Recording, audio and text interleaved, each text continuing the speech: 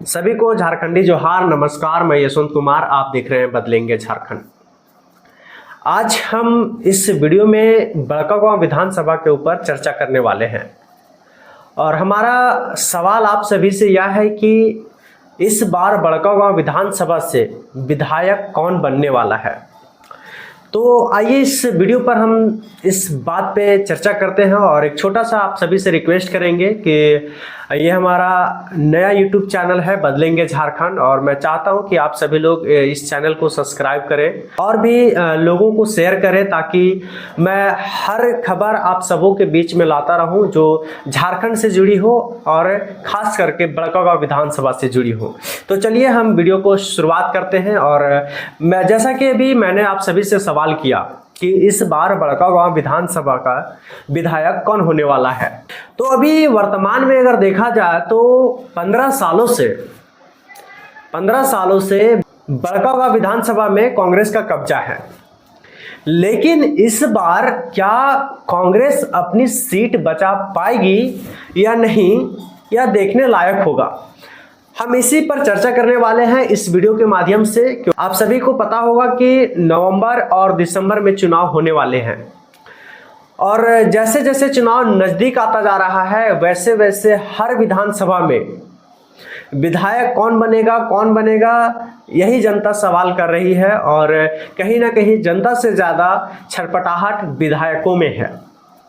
तो इस बार बड़कागांव विधानसभा में कौन वो विधायक होगा, कौन जो सबसे मजबूत हो, हम इसी पर चर्चा करने वाले हैं।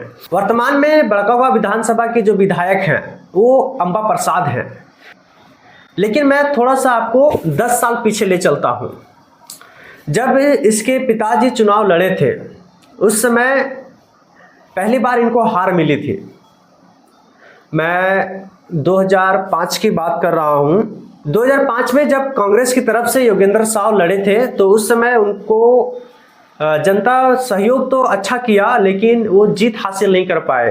उन्होंने टोटल 30,902 वोट लाए, लेकिन वहीं लोकनाथ महतो जो भाजपा की तरफ से थे वो 47,283 वोट लाए, और 2005 में और 2000 में भी उनका कब्जा भाजपा का रहा। लेकिन जैसे ही चुनाव 2009 में होता है, विधानसभा का चुनाव 2009 में जब होता है, तो उस समय योगेंद्र साव 38,683 वोट ला करके पहली बार विधायक बनते हैं, और विधायक बनने के बाद उनको कृषि मंत्री भी बनाया जाता है, क्योंकि उनका कार्य बहुत अच्छा था इस वजह से। लेकिन किसी कारणवश उनको जेल भेज दिया गया, और जेल भेजने के दौरान जब फिर से चुनाव आया 2014 में, तो उस समय उसकी पत्नी, क्योंकि योगेंद्र साव जेल में थे, इस कारण से उसकी पत्नी चुनाव लड़ी थी, और उस कार्य के बदले जो कार्य योगेंद्र साव करके गए थे उस कार्य के बदले में उनकी पत्नी को वोट दिया गया। जो कार्य योगेंद्र साव करके गए थे उसी का नतीजा यह हुआ कि उसकी पत्नी 411 वोट से जीत हासिल की थी। लेकिन मामला यही खत्म नहीं होता है, मामला और दिन ब दिन बढ़ता चला जाता है और दोनों पति पत्नी को जेल भेज दिया जाता है। जनता में भी बहुत सी खलबली मच जाती है कि शुरुआत में योगेंद्र साव को भेजा गया, उसके बाद उसकी पत्नी को भेजा गया। तो लोगों में एक होता है कि मोह माया के जाल में फंस गए, उसी का फायदा अंबा प्रसाद ने उठाया। तीसरी बार लगातार कांग्रेस ने बड़कागांव विधानसभा सीट पर कब्जा किया है। लेकिन क्या इस बार बड़कागांव विधानसभा में कुछ बदलाव होने वाला है? क्या इस बार बड़कागांव विधानसभा में कोई नया पार्टी या फिर कह सकते हैं नई नेता आने वाला है? क्या आपके मन में भी यह सवाल है कि इस बार कुछ बदलाव हो? क्या आप भी चाहते हैं कि इस बार के चुनाव में कुछ नए चेहरे आए? हालांकि अंबा प्रसाद कार्य कर रही है, ऐसा नहीं कि नहीं कार्य कर रही है, क्योंकि वो शिक्षित है, वो समझदार है, समझती है। लेकिन जनता अब परेशान हो चुकी है, जनता अब जाग चुकी है कि नहीं, हर बार हमने इसे मौका दिया है, इस बार कोई नया चेहरा को हम मौका देंगे। आप सभी को बता दूं कि इस बार आस लगाए बीजेपी भी बैठी है, कहीं ना कहीं इस बार बीजेपी भी अपनी दावेदारी पेश कर सकती है बड़कागांव विधानसभा में।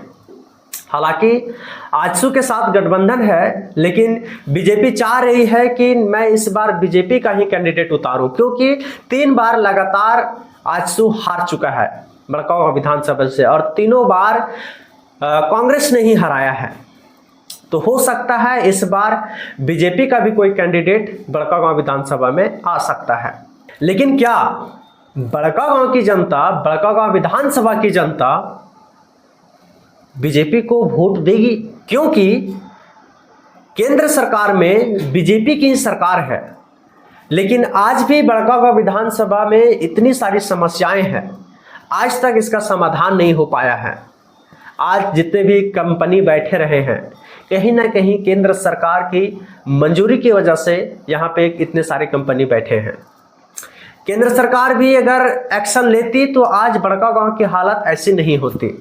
तो हो सकता है जनता इस बार कांग्रेस को छोड़ करके बीजेपी को सपोर्ट करे, ऐसा हो सकता है।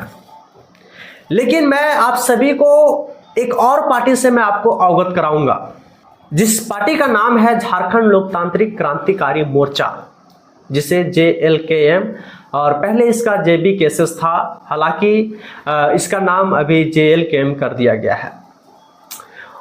इसका देखा जाए तो अभी पूरे झारखंड में कोहराम जैसे मचता है, उस प्रकार से मचा हुआ है। पूरे लहर झारखंड में है जयराम जयराम जयराम। क्या इस बार बड़कागांव विधानसभा में कोई ऐसा उम्मीदवार होगा जो बड़कागांव की सीट को निकाल करके देगा? क्या इस बार बड़कागांव में जयराम महतो का कोई विधायक होने वाला है, या फिर हम कह सकते हैं कि कोई एक नया लड़का जो इस बार बड़कागांव विधानसभा का विधायक होने वाला है?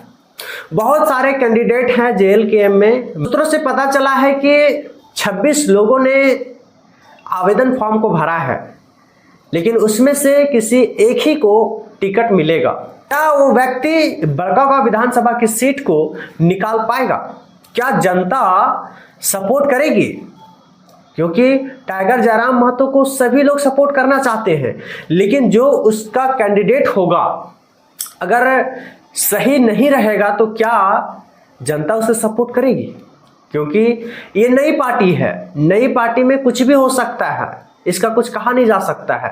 लेकिन जिस तरह से चर्चा पूरे झारखंड में, पूरे बड़कागांव विधानसभा में जिस प्रकार से चर्चा चल रही है, इस बार जयराम महतो को ही वोट देंगे। तो क्या सच में जयराम महतो को वोट देंगे या फिर यह अफवाह है? क्योंकि देखा जाए तो कांग्रेस के पास वोट बैंक है, बीजेपी के पास वोट बैंक है, जयराम महतो के पास कोई वोट बैंक नहीं है। ये अपनी कार्यशैली के अनुसार, अपनी विचारधारा के अनुसार जितने भी वोट लाए हैं, कहीं ना कहीं ये नए लोग हैं, लेकिन अभी इसके पास कोई किसी भी तरह का कोई वोट बैंक नहीं है। लेकिन फिर भी देखा जाए तो जिस प्रकार से आज सपोर्ट करने वाले लोग हैं जयराम महतो को, तो कहीं ना कहीं हमें लग रहा है कि बड़कागांव विधानसभा में जयराम महतो का कोई विधायक बनने वाला है। आप इस पर क्या सोचते हैं? आपका इस पर क्या कहना है? क्या इस बार सचमुच बड़कागांव विधानसभा में कोई नया विधायक बनने वाला है, या फिर जिस रीति से चलते आ रहा है 15 सालों से कांग्रेस का कब्जा है जिस प्रकार से, क्या इस बार फिर से अंबा प्रसाद अपना कुर्सी पे फिर से कायम रहेगी? यह देखने लायक होगा। तो हमारे साथ जुड़े रहें और भी मैं इसी तरह की खबर को आपके सामने लाता रहूंगा। पुनः आप सभी से मेरा रिक्वेस्ट रहेगा कि आप सभी लोग हमारे चैनल को सब्सक्राइब कर लें और साथ ही साथ लाइक करें और कमेंट भी करें, क्योंकि आपका जो सवाल होगा, जहां तक होगा मैं आपको उत्तर देने का प्रयास करूंगा। और जो भी सवाल आप हमसे पूछना चाहते हैं वो कमेंट बॉक्स के माध्यम से पूछ सकते हैं। तो हमारे साथ जुड़े रहें। धन्यवाद।